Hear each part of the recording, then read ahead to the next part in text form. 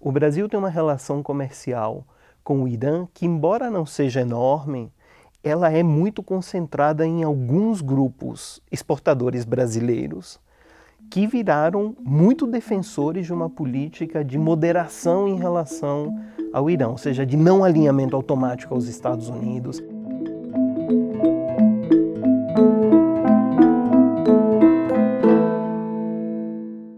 Olá, estamos com o programa Bate-Papo FGV com o professor Matias Spector, vice-diretor da Escola de Relações Internacionais da Fundação Getúlio Vargas, para debater o grande assunto do momento do início de 2020, que é o ataque que os Estados Unidos promoveram a Bagdá e que culminou com a morte do segundo maior nome da hierarquia iraniana, o general Qassem Soleimani. Matias, muito obrigado por ter atendido o nosso convite. Obrigado a você. E eu queria começar você a sentir o que significa exatamente para o mundo essa nova série de conflitos entre Estados Unidos e Irã, né, que já passam de 40 anos, né, desde a Revolução de 79. Quais são os impactos, assim, todos os atores, a geopolítica e como isso pode afetar em geral? Haverá mesmo uma guerra? Rui, a gente está numa situação na última semana, desde a virada do ano, basicamente, que é uma situação de enorme escalada entre os dois países. É o pior momento da relação bilateral entre Estados Unidos e Irã em décadas. E o motivo não é difícil de entender, né? Houve um ataque da população local no Iraque à embaixada norte-americana em Bagdá. Isso assustou a Casa Branca, compreensivelmente, não só porque já houve um ataque à embaixada americana em Teherã, quando da Revolução Iraniana em 79, mas mais recentemente houve um ataque, se você se lembra, à embaixada norte-americana, um consulado dos Estados Unidos na Líbia, em pleno processo eleitoral. E isso teve um custo enorme para a então candidata, que era Hillary Clinton. O Trump, diante dessa situação, entendeu que precisava reagir, e reagir de uma maneira drástica. E a maneira pela qual ele reagiu foi assassinando o número 2 da hierarquia política do Irã. A possibilidade de fazer um ataque desses já estava dada há muito tempo, né? O general era conhecido por organizar milícias iranianas no exterior, na Palestina, no Líbano, na Síria, e é acusado de terminar matando um número grande e expressivo de soldados norte-americanos. O Trump, portanto, tomou a decisão de retaliar dessa maneira para mostrar e sinalizar para a opinião pública norte-americana que ele não é um fracote. O Irã ficou sem opção, a não ser retaliar também, porque o regime também precisou mostrar para a sua opinião pública interna que o regime está forte e não fraco. E no dia que nós estamos fazendo essa entrevista, que era gravada, o Irã acabou de anunciar essas retaliações também, né? Se você puder explicar o que elas são, o que elas significam também.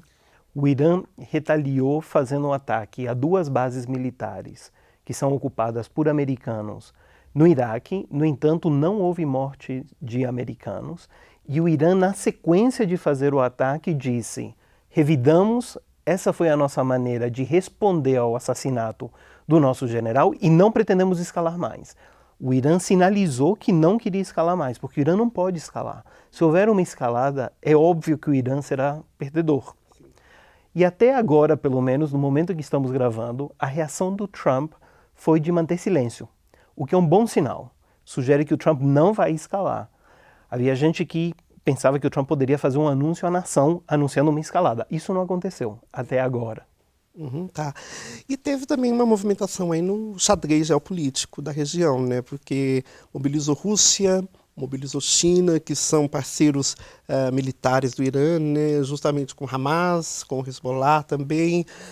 Teve uma movimentação também por parte de Israel também, que é um aliado tradicional dos Estados Unidos na região também, né?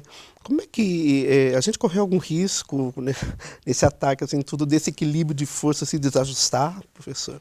O risco é enorme, né? Porque um momento de tensão como esse pode muito facilmente levar a conflito aberto, né? E é uma escalada que aí ninguém tem como controlar.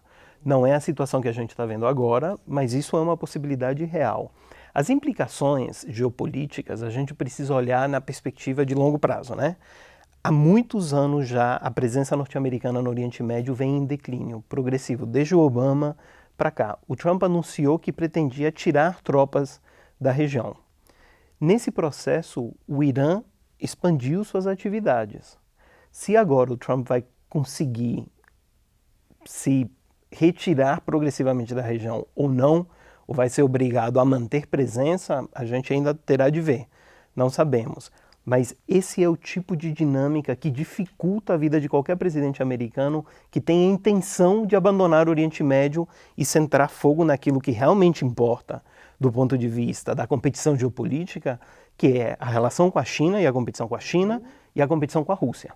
Inclusive, como eu falei agora, né, a China é um dos, inclusive condenou, né, assim, muito diplomaticamente o ataque dos Estados Unidos ao aeroporto de Bagdá, mas temos também que lembrar dessa guerra comercial que os dois países, China e Estados Unidos, estão travando já há alguns anos também, né? Alguma movimentação de guerra ou de política pode afetar esse conflito na área comercial, Matias?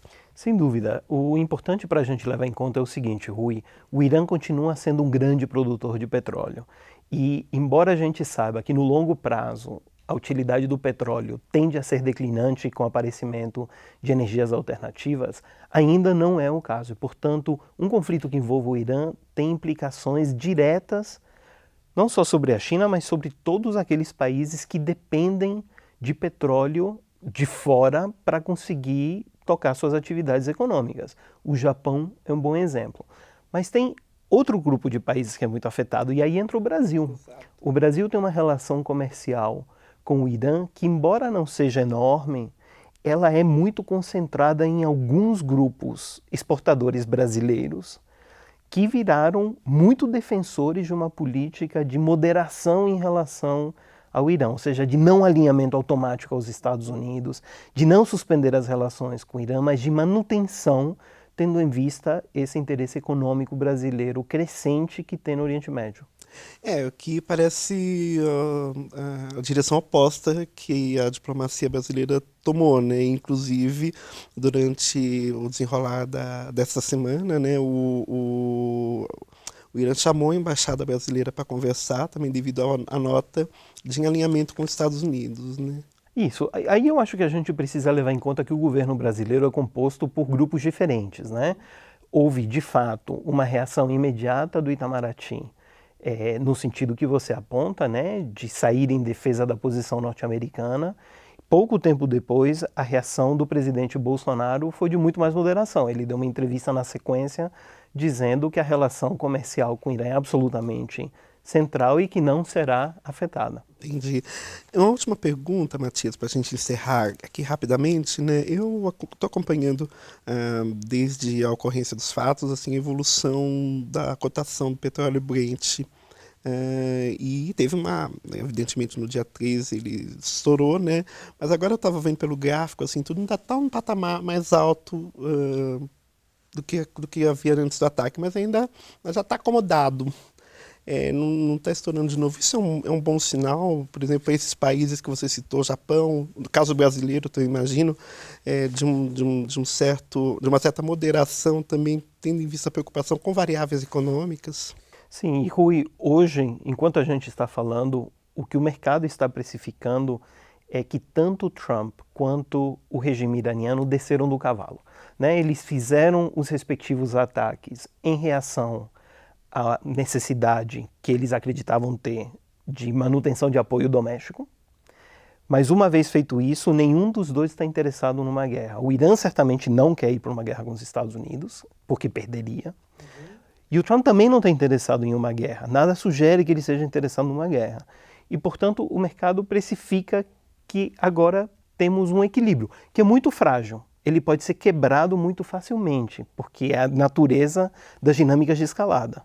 Mas, por enquanto, não há risco de uma terceira guerra mundial. Obrigado, Matias. Assim, tudo começamos 2020 com fortes movimentos, né? E esperamos assim tudo que as coisas se encaminhem bem aí durante o resto do ano. Obrigado, Rui.